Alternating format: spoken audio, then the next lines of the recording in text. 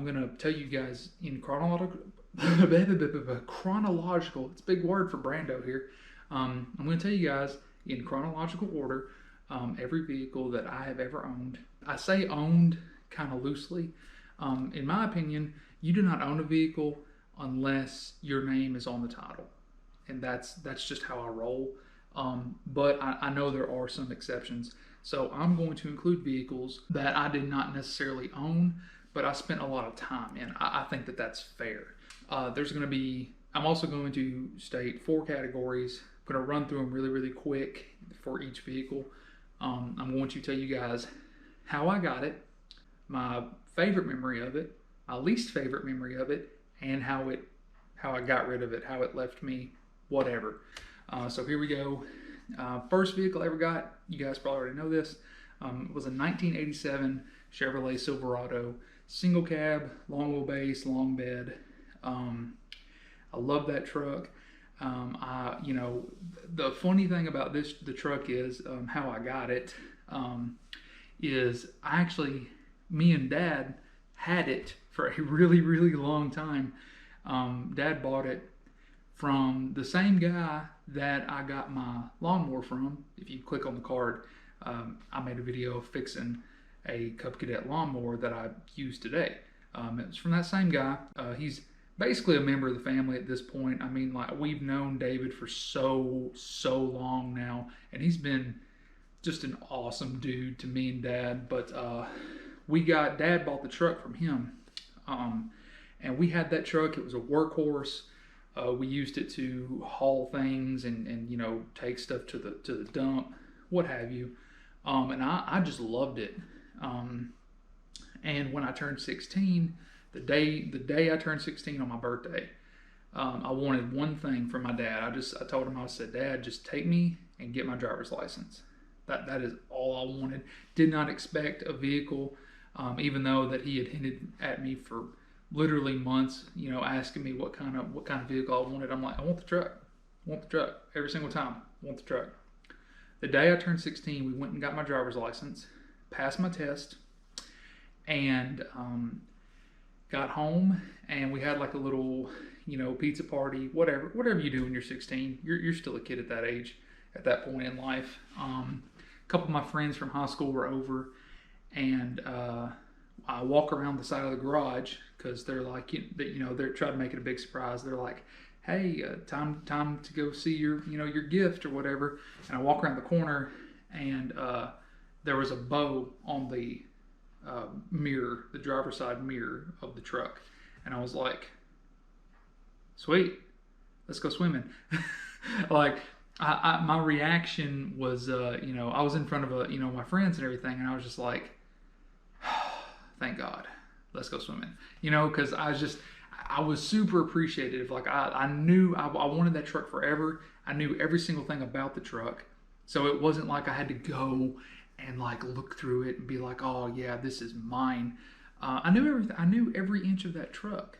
I'd washed it. I had, worked in it. Yeah, hauled stuff. I knew the truck. So it wasn't like, someone, a parent got you like a brand new Lexus or whatever, and you have to go like rifle through it, set up the Bluetooth on the radio, things like that. Nah, kids. There wasn't no Bluetooth in this truck, not even back then. Like, Bluetooth in radios was like, if you want a Bluetooth in your radio, you were paying some big money back in 2010 even. So that was a while back. My most fondest memory, I think my most fondest memory of the truck isn't necessarily anything about the truck at all. It was just the fact that, I went and had fun with all my friends. I think that's my fondest memory, and I remember one of my friends, his name's Evan. We don't really talk on the regular anymore. I haven't talked to him in a couple of years, actually. But I remember one day we were sitting at Sonic, and he looked in the truck, and my gas tank was always empty. Like, it was empty constantly. And he leans inside the truck, and he's just looking around. He's like, man, this thing's got a clean interior. And it did. I kept the interior super clean. And he had like a 90s model Silverado. So, like, we were always hanging out and stuff. And he's like, Brandon, you're always on E. How do you get around anywhere? Like, I never see this thing with gas in it. And it was funny. That was a funny moment. You know, a few other things. I remember one day it was parked inside the garage because it needed brakes, and we were working on it. And my dad found like half of a condom wrapper in the bed of the truck, and he goes, "Is this yours?" And I was like, "No, that's not mine." And he goes, "Well, damn, I was almost proud of you for being safe." And he threw it back in the truck. And I was lying. So, but yeah, that's what you do when you're 16 or whatever. And so, yeah, stuff like that. You know, I have many fond memories of the truck. I can't really pinpoint my fondest memory. I think another thing that I remember fondly about it is that it was, you know, I was planning on getting that thing repainted from the day I got it. And so I was always sanding on this truck. I had sandpaper in the truck constantly. I had sandpaper and primer. So pretty much anywhere I went, whether it was to like a friend's house or I was at home, I was like sanding on the bed. And as soon as I would sand, I would primer it. I didn't know what I was doing. You know, I didn't clean it with alcohol or anything. I would like spray it off with water, spray it with the air hose to dry it, and then just spray the primer. Not the right way to do things at all.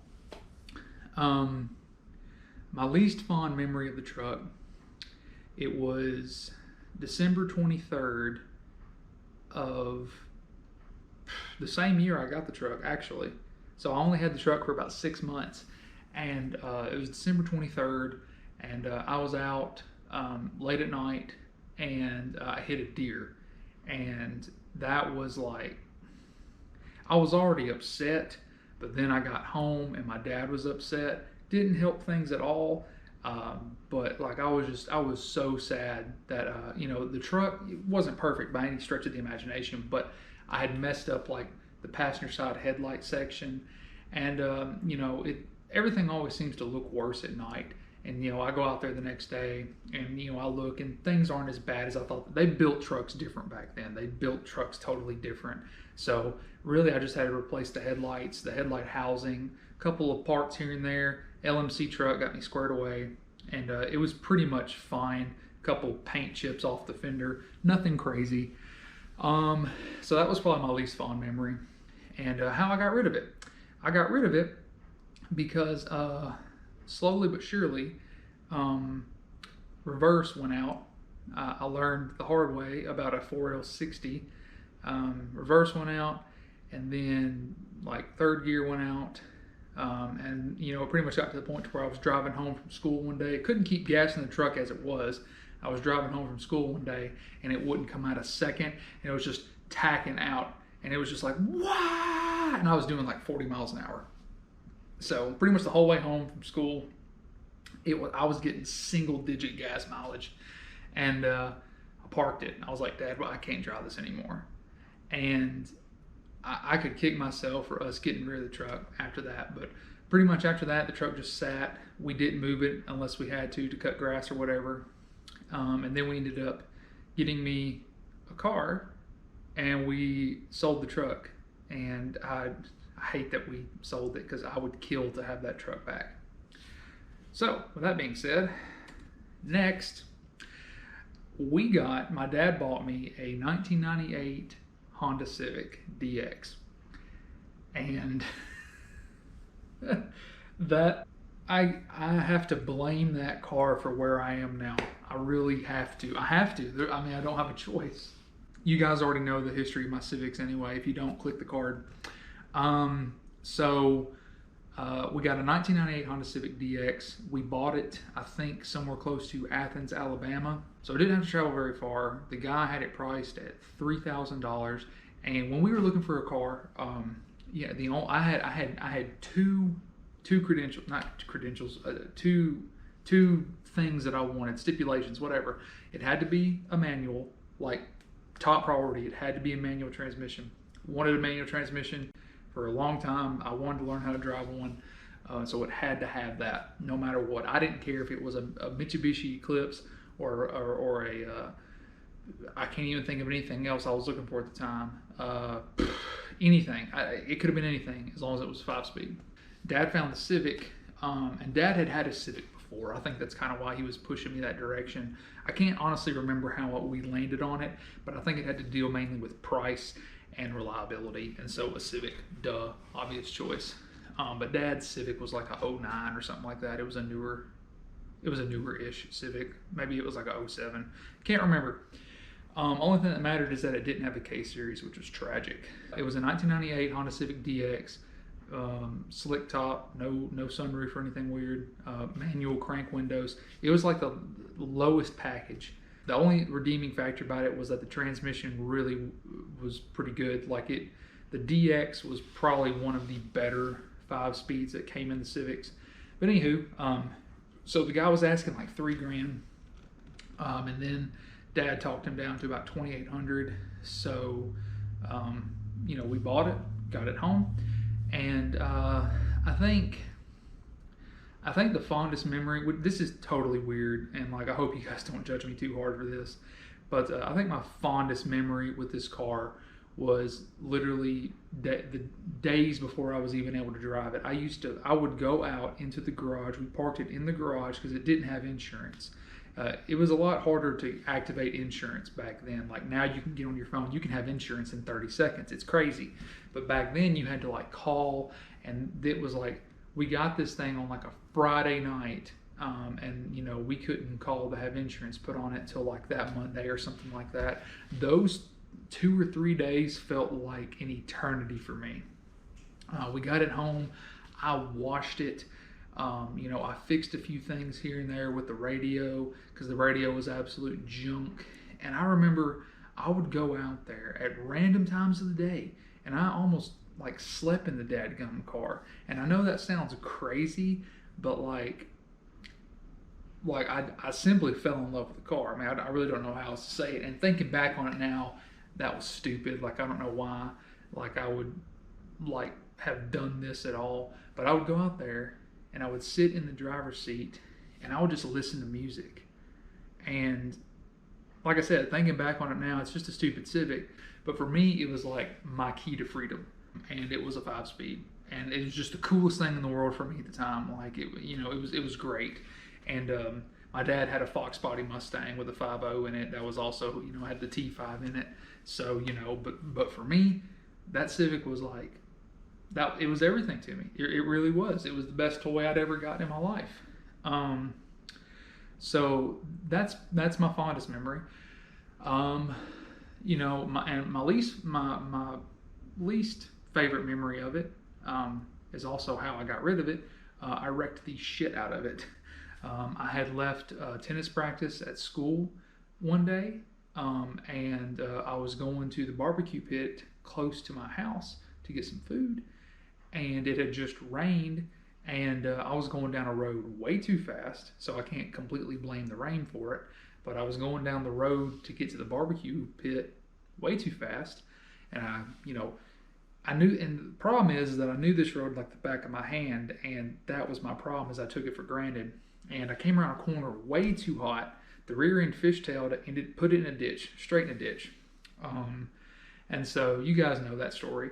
So we pulled it out, got it home, and you know, we racked our brains on what we needed to do. Got it home, started it up, engine still ran fine. So then I got a 1999 Honda Civic EX.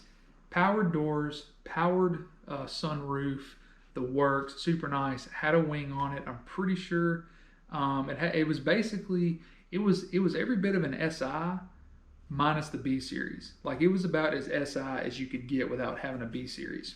So with that being said, you know, this one had VTEC, it had everything, but it had spun a rod bearing, and so it was knocking, but it could still be driven, and it was an automatic. So we went and picked this thing up for like $900, $1,000, something like that. And this was my money that I paid for this thing.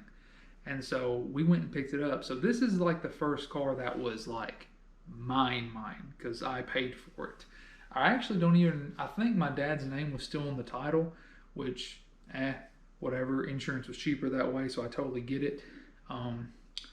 But I bought it, so it was 100% mine at that point, as far as I was concerned. So, and then what I did to it after that, really just solidified that fact.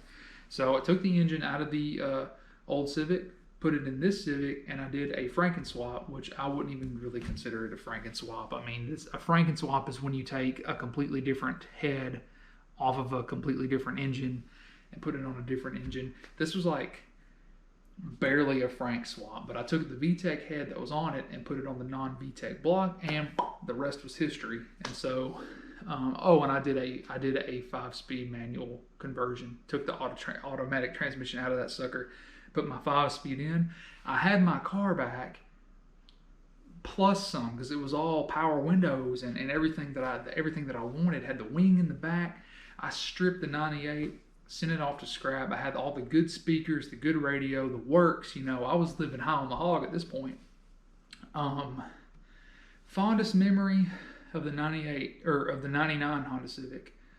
Fondest memory was doing the engine swap. I think the manual swap was kind of like the most difficult thing that I've ever done in my life. Not because doing a manual swap itself is difficult, but because that is also when I did the VTEC head. So at first I left the automatic in there and just swapped the engine in, and it ran fine, drove fine, didn't leak oil, didn't do anything crazy.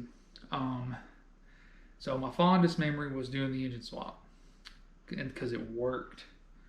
My least fond memory was after I did the VTEC head swap and the manual swap, because it ran great, did great, really enjoyed it, but it leaked oil like crazy, and to this day I still don't really know why or what leaked oil. If I had to guess, I would say that it was not the rear main seal, because I replaced the rear main seal in that thing probably about 4 times. I think it was either the oil pan or the part where the rear main seal like plate bolts to the engine. I think maybe like the sealing on that, maybe it went bad, or so I didn't do something right. I feel like if I had a second shot, now that I know what I know, I could probably get it fixed, but it leaked oil like crazy. So that was my least fond memory. So I got rid of that car by putting it on the side of the road, putting a for sale sign on it, and I sold it. I sold that running car that I put no telling how much money into it for the same amount of money that I bought the car for with a blown engine. So I got $1,000 out of it. Biggest waste of money in my life. Biggest waste of time. But here's the silver lining of that story. I learned more than I could have possibly have imagined working on that, and I wouldn't give up that knowledge that I got for anything. Not trying to make excuses or anything, but it's true. Like, I mean, I know so many more things now than I did back then. I've saved no telling how much money in mechanic work because issues that I couldn't figure out then are clear to me now. So that's the takeaway from that. Oh boy, here we go. So I sold that Civic after this happened, but the next vehicle I got was a 2002 Acura RSX-Type S. Yeah, K20A2 with a 6-speed transmission. Oh my God. Like, I thought I liked sitting in the Civic and listening to music until we got insurance put on it. Holy shit balls. I was over the freaking moon. Like, I might as well have been in a Lamborghini. Like, that's how happy I was because I'd gotten this car. And I went from a D16 Y7/Y8 to a K20A2 that can literally do like 150 miles an hour and 0 to 60 in like, less than 6 seconds, just under 6 seconds, whereas the D16 could barely get to 60 miles an hour. That's hindsight for you. So bought the 02. Actually, it was a graduation gift from my grandparents, and I know a lot of people are probably saying that I've never gotten a car given to me or blah blah blah. I'm sorry. you know, I hate that for you. And I honestly never wanted a car to be given to me. I'm not that kind of person. You know, I really needed a car that ran. And no, did I need a Type S? No, absolutely 100% did not. My grandparents, you know, they care about me a lot. And back then, you know, I was just like, I was going to college and I had gotten an athletic scholarship and I was doing all this other stuff. And I was just like, I just want a car that I like that will get me from A to B. Just help me with that. You know, I had gotten into college pretty much, you know, scot-free, no money out of pocket, nothing.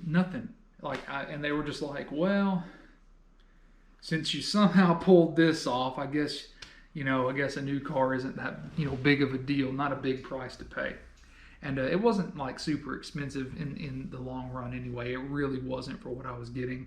Had a good bit of miles on it already too. So anyway, that's how I ended up with the O2. Fondest memory in it, that's tough. Like, you know, that was a weird spot in my life. I think the fondest memory that I had in that car was just showing other people the car. You know, I had a few friends that were much older than me, and I had a friend who had a 2013 Genesis R-Spec Coupe, and I really enjoyed showing him the car because he was kind of the guy that really just solidified my love for Hondas anyway, because he had a Mugen, he had an '08 Mugen Civic, and it was super cool. Like, I really enjoyed that car. It's K20 Z3, a few differences here and there, but you know, whatever, moving on. So I really just enjoyed like going to like meets, I guess, in that car. That's what really my fondest memory is. Least fond memory, also same reason that it's gone. I got T-boned by an 18-wheeler. Yeah, fun stuff. So yeah, that car was freaking gone. Then I went into a state of depression for like 2.5 days until I found my 2005 Acura RSX-Type S. Overpaid for it, but it was the cleanest one on Craigslist. And you know, I went and looked on Craigslist the other day, and Craigslist is almost non-existent anymore. Like, it's insane how Craigslist just doesn't have anything on it, like almost nothing. Facebook Marketplace has completely taken over everything. It's insane, man. It's crazy. Can't get the sauce on Craigslist no more. But it was the cleanest 05 on Craigslist. I shit you not. It really was. And I paid a lot of money. I paid a lot of money for it. Took out a loan, went and got it. Stupid decision, but it's paid off now, so whatever. Here we are. Fondest memory in that car.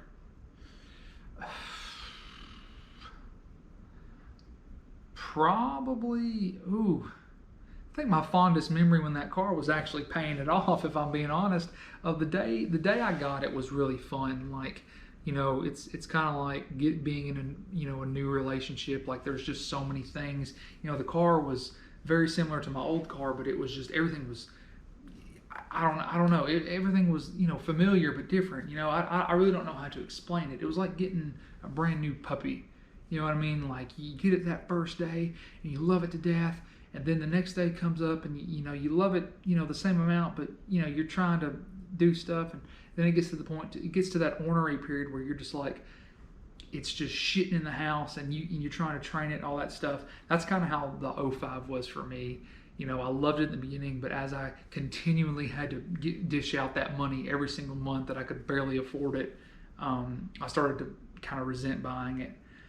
And so I think that's where almost the excitement for cars not really ended for me, but changed, because I was an adult now. I had to pay for all this shit on my own. And so I put an RVC intake on it. That was a fond memory. And then not 3 months after I bought it, the clutch exploded, literally, like springs came out. Factory OEM clutch. Called Honda, and they said, yeah, that'll be $2,000, labor, parts, put your new one in. So I said, you can shove that $2,000 up your ass, because there's no way in hell. I mean, that was a, you know, a fraction of what I gave for the actual car itself. Like, that's insane. No, heck no. So I bought an OEM XZD clutch for around 300 bucks. And I put that shit in myself. I was kind of scared to work on it. I had to put a clutch in the O2 as well. So I was familiar with the situation, but I was terrified.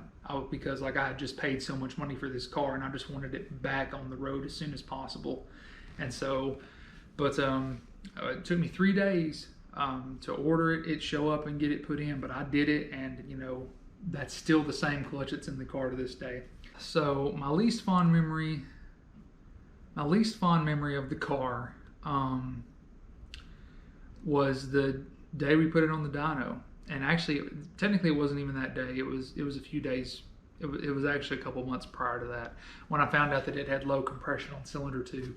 And pretty much the exact same thing happened to my O2. I don't know what it is about me with K-series engines in general, but if I can lend any amount of advice to anybody, do not baby your K-series, because I drove both my RSXs with the lightest of touches. Like I thought I was taking such good care of them by not raw dogging them constantly every single where I went, banging gears, redlining everywhere. Apparently that's not how you're supposed to drive them. That's not how they like to be driven.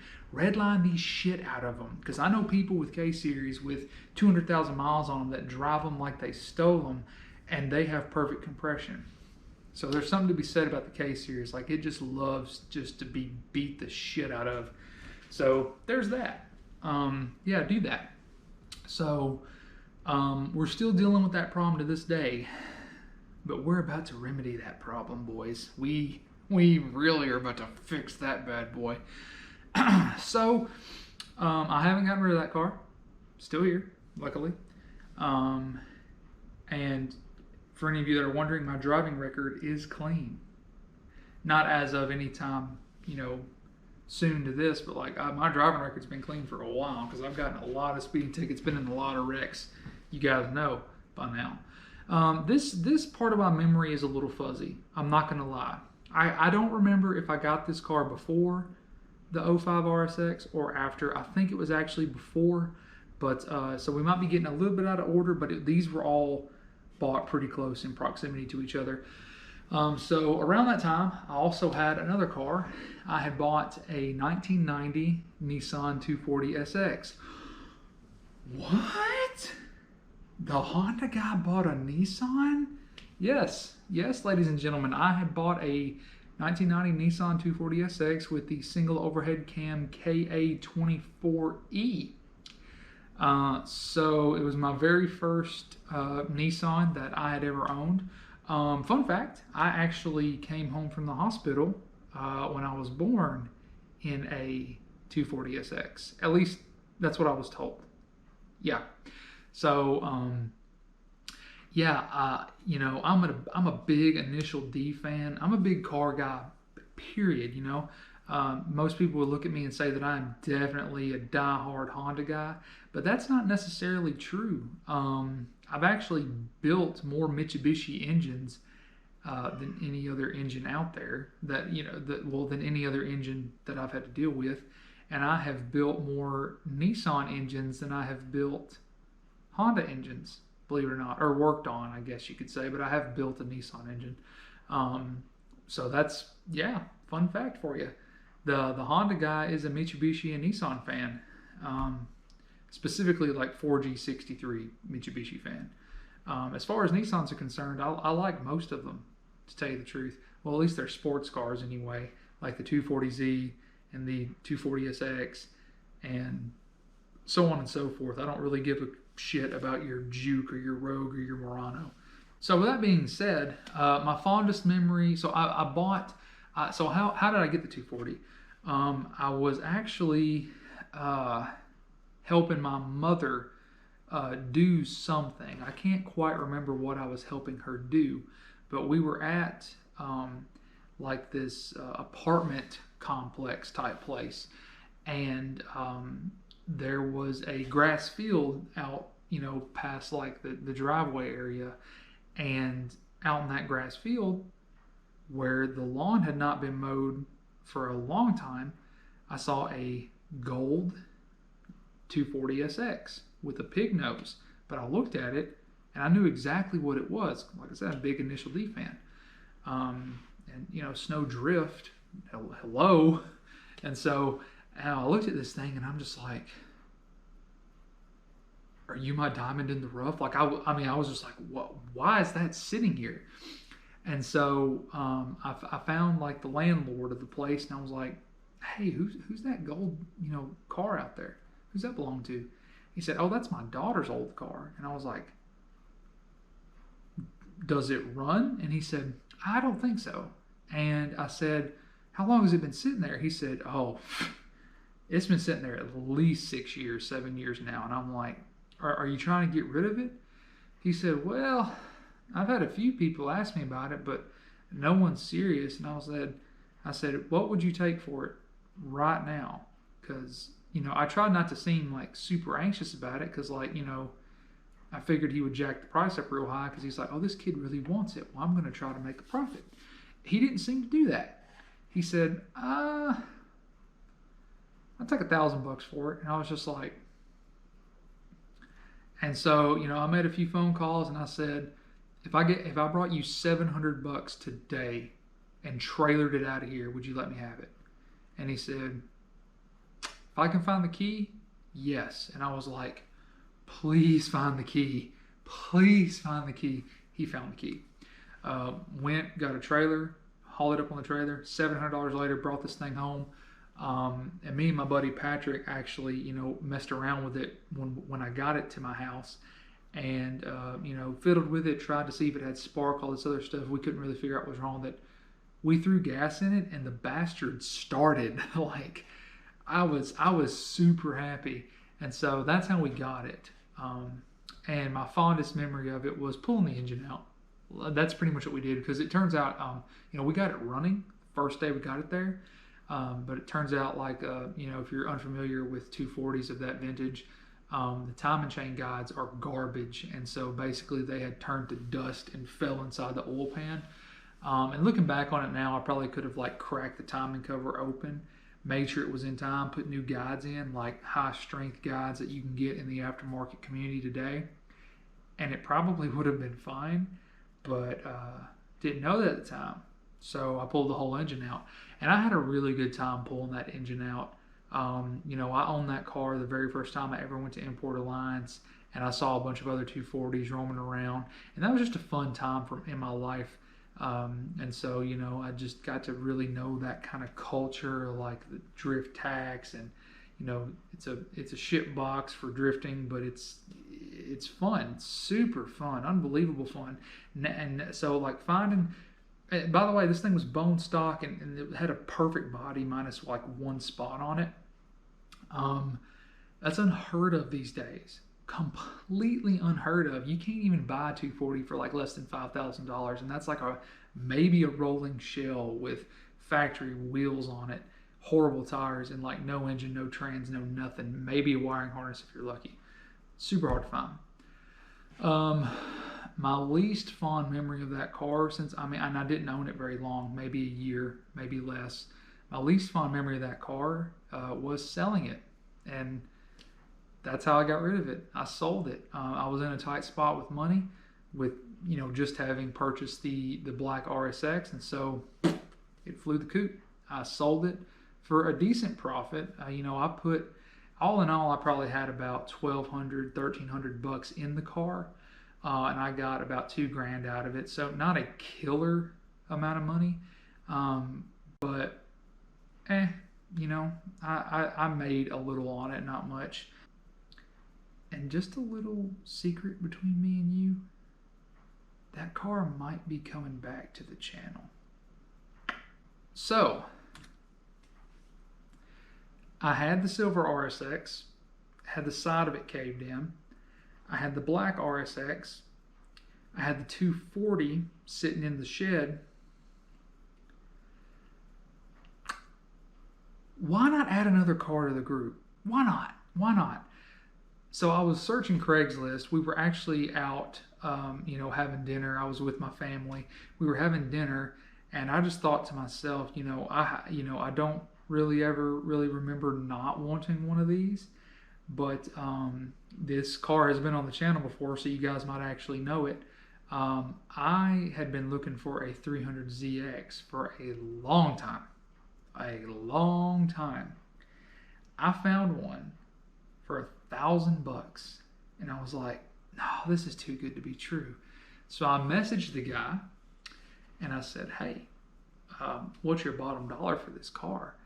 And I think he had it listed for a little bit above $1,000, but I basically talked him down to $1,000. And it was kind of a weird situation. You know, he lived up in Tennessee, a little bit farther north, close to Nashville, where I was, you know, a little bit more south of Nashville. And basically, this is how the conversation went. He said, the car runs and drives. I swear to God. And I was like, okay. He said, but I do not have a clutch for it, and the transmission isn't in it. And I was like, this is how my stupid young mind went, which it ended up paying off. I went, well, if the engine's screwed, it's still a 300ZX for $1,000. I'm in. So he had the car hauled all the way to my house and dropped it off in the middle of my yard. And the transmission was in the hatchback of the 300ZX. And we signed the title over. I friended him on Facebook. And that was it. He also gave me a ton of goodies to go with it. He had another 300ZX he was working on. This was just a project car. And so, long story short, I buy a clutch actually, no, I lie. I bought a clutch off eBay. And it was like an XZD clutch or whatever for a 300ZX. And this thing was naturally aspirated, obviously. Put that sucker in, bolted the transmission back up, put the drive shaft in. I had everything I needed to make the car run. Everything was in the car. Started up and drove it. And that's probably my fondest memory. But that's probably my fondest memory was the fact that it did start and it did just drive down the road and it felt incredible. And so, one of my other fondest memories of it was I lent it to a friend of mine. And the thing about this friend, well, I won't tell you, but you know who you are, and you know about something I said earlier, and yeah, okay. So, anywho, I lent it to him, and he used it. He worked at Pizza Hut, and he used it to deliver pizza. A 300ZX to deliver pizzas, like one of the most, I don't agree with this, but people say it's like one of the most unreliable sports cars you can get that's like super desirable. And he used it to deliver freaking pizzas at Pizza Hut. Holy crap. So he was getting on the interstate to go home one day, and he said he heard something and then it wouldn't move. And so we get it back to my house, and I basically surmised that something's wrong with the clutch.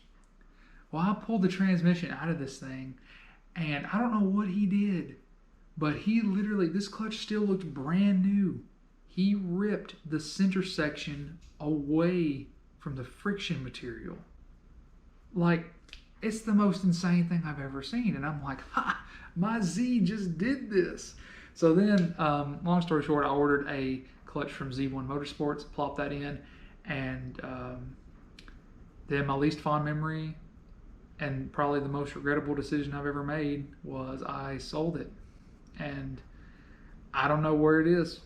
I don't have a clue.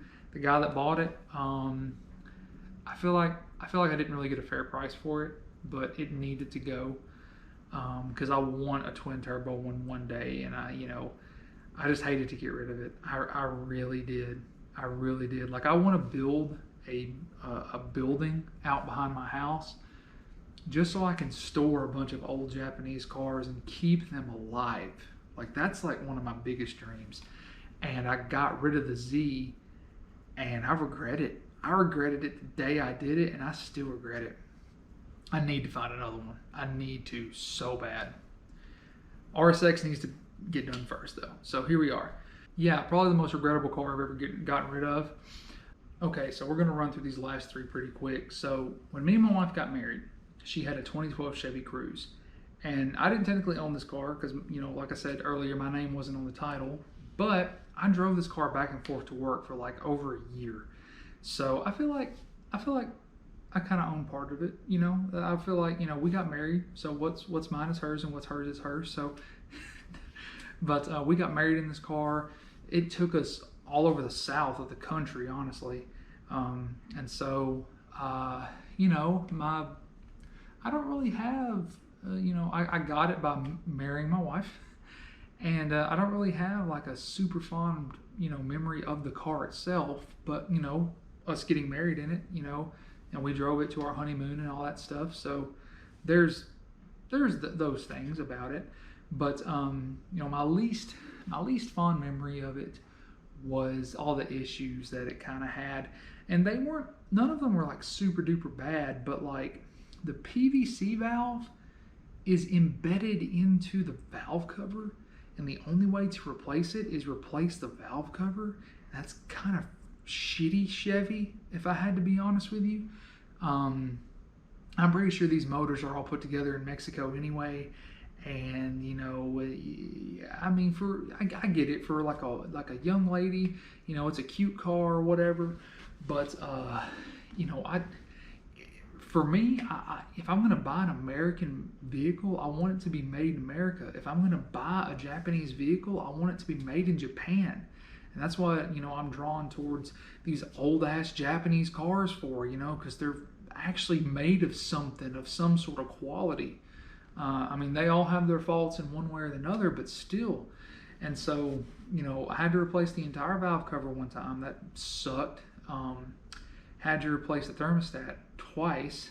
Had to replace the coolant neck that broke, and I had to like finagle a way to make that thing work, because the engine had overheated a couple of times at this point. Like, you know, thank God for modern electronics where, you know, the engine shuts off before any real damage is done, but just a bunch of problems. And then like something went wrong with like the windshield wiper motor or something like that. Drove us crazy. And it was the driver's side one too. Yeah, great. So it couldn't have been the passenger side. And then our neighbor ran over some rocks with the lawnmower and busted out the driver's side window. I guess that's pretty much it. I mean, other than that, it was a really decent car. Got fantastic gas mileage. But, you know, all those other factors kind of don't even make the gas mileage redeemable because we had to put so much money into it. But, you know, we got it. We made it a good running car before we sold it. So, anywho, that's how we got rid of it. We sold it. So, yeah, no big deal. And as far as we know, it's been a great car for the new owner ever since I replaced all the old bad parts. Next vehicle we bought, you know, we still had the RSX. We had the RSX and the 300ZX and the Cruze when we bought this. So we bought a 2014 Chevy Silverado, which, you know, I was super stoked about because of my 87 Silverado that I had first got. And it was really cool. It's a really cool truck. Fondest memory, well, we bought it up in Tennessee where we lived, and got a really good price for it used.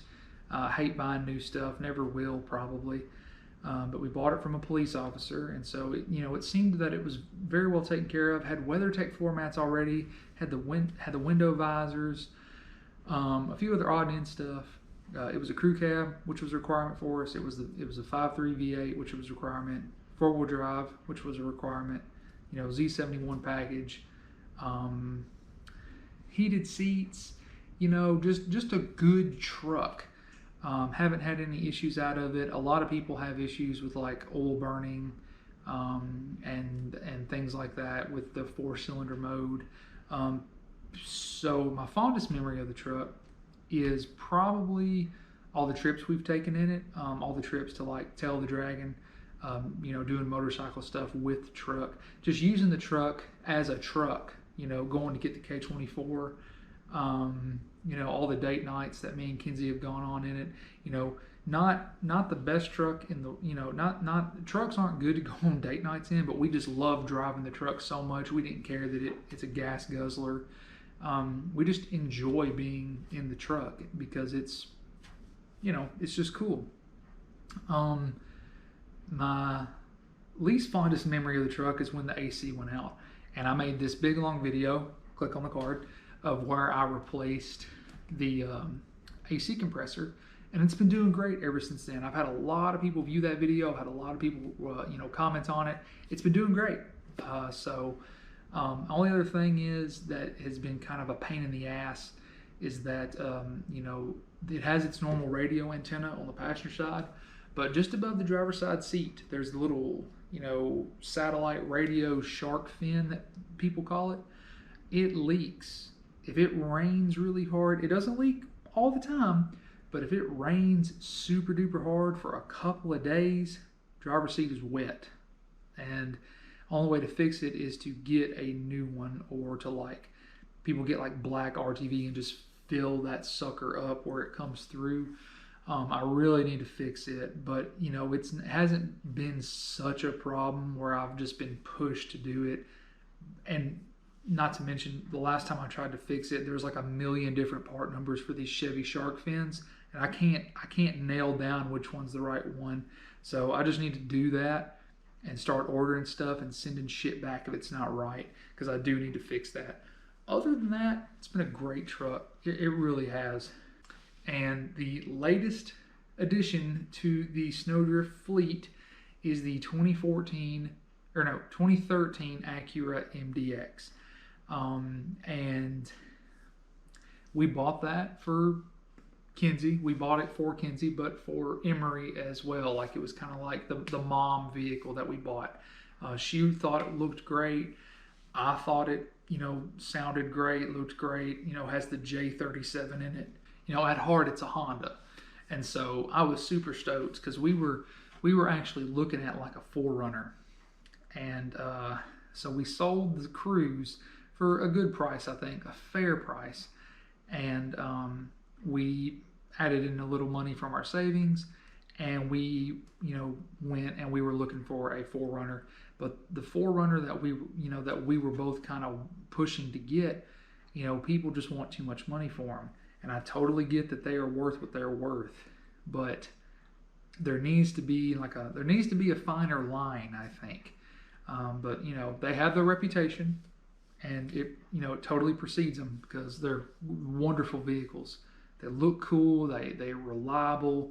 Take them anywhere, and I'm pretty sure they get okay gas mileage too for their size. But the MDX, you know, it was kind of like I wouldn't call it a hard compromise. I think it was a soft compromise. You know, it's something familiar for me to work on if it needs anything. And Kinsey really liked it. It had everything she needed. All leather. Basically all the options that we could get in the MDX for the price we got it for, we couldn't even afford a 4Runner for. Like, it's ridiculous. Like, we got like the technology package with the navigation and the leather seats that are heated and 1,000 other things that I made a video about it. Click on the card. So golly, I'm giving my future self a lot of work to do clicking on these cards and whatnot. If you see this video and there's not a card up, it's probably because I forgot I said anything about it. But it is on the channel if you want to check it out. So it's been great. You know, tires on it were great. You know, not a dent in it really. Paint's in good shape. Really needs a waxing, but fondest memory of it was bringing Emery home for the first time. Yeah, that was probably my fondest memory in that car. Least fond memory is when I figured out that we bought it right when the timing belt needs to be changed. So that's something that might be a future video. I'm not necessarily going to be doing it for one reason and one reason only, because if we ever go to sell it and I do not have like ASE certified invoice proof of where the timing belt was done, ain't no one in their right damn mind is going to buy the car from us. And I kind of agree. You know, I can make a video about it all day long, but I'm not ASE certified. You know, I'm not a true mechanic, even though I could definitely do it and not have any issue. Joe Schmo down the street that may want to buy it from us when we get ready to sell it one day, he don't know me from Adam. So as long as I have an invoice proving that it was done, and maybe a little bit of video here and there just to help solidify the fact that it really was done, I think it wouldn't hurt our chances of, you know, selling it if we ever needed to, or wanted to upgrade to something different or downgrade, that, you know, whatever. So, and there's, I mean, that's pretty much it, you guys. You know, we still own that vehicle, and there's honestly like, there's, you know, an endless list of other cars that I have driven for a short time or worked on or had in my possession. But those are the cars that I would consider me owning, driving, experiencing. Not very many, honestly, compared to some people, but I get very attached to my vehicles. So let's see, there's 1, 2, 3, 4, 5, 6, 7, 8, 9, 10. And so 10 vehicles minus motorcycles and things like that. It feels like I'm missing. I really feel like I'm missing something. I can't recall anything else. I really can't. I don't think I am missing anything. If I am missing something, I'll add it in if I haven't edited it already. But I believe that's it. And there's 1,000 other cars that I would like to own at some point one day. But yeah, so that's going to be it. I think that's going to be it for this video, unless I have to add something in, which I will do right now. So yeah, that's all the vehicles that I've ever owned, how I got them, how I got rid of them, my favorite moment with them, and my least favorite moment with them. So, you know, definitely going to be more, definitely going to be buying some more cars at some point in my life. Just, you know, got a lot of other things that I want to prioritize first, obviously. You know, if I wasn't trying to build like a, you know, 1,000 horsepower RSX, you know, I could probably go buy a few little shit boxes here and there, you know. I've always wanted to get a CRX and kind of just restore it, make it look nice, not do anything crazy, but, you know, maybe make a little bit of power, and then maybe swap, you know, the K20 out of my 05 into it, you know, maybe feature video series or something. Then there's also the laundry list of motorcycles that I'd love to own as well. So yeah, the list never ends, and that's kind of the fun of being a car guy, you guys. So I really hope you enjoyed this video. I'm almost 100% positive it went on a little bit longer than I wanted it to, but I didn't want to leave anything out, and I just thought that this would be a really cool thing to do, because, you know, regrettably, I've had a lot of vehicles that I wish were on the YouTube channel that I never got to film, or didn't film enough of.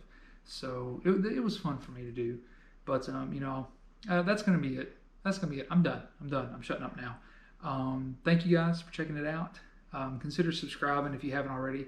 Eat your vegetables. Share the video with your dog. And as always, guys, have a great night, and I will see you in the next one. In the next video, we're going to talk about all the parts that are going in the RSX.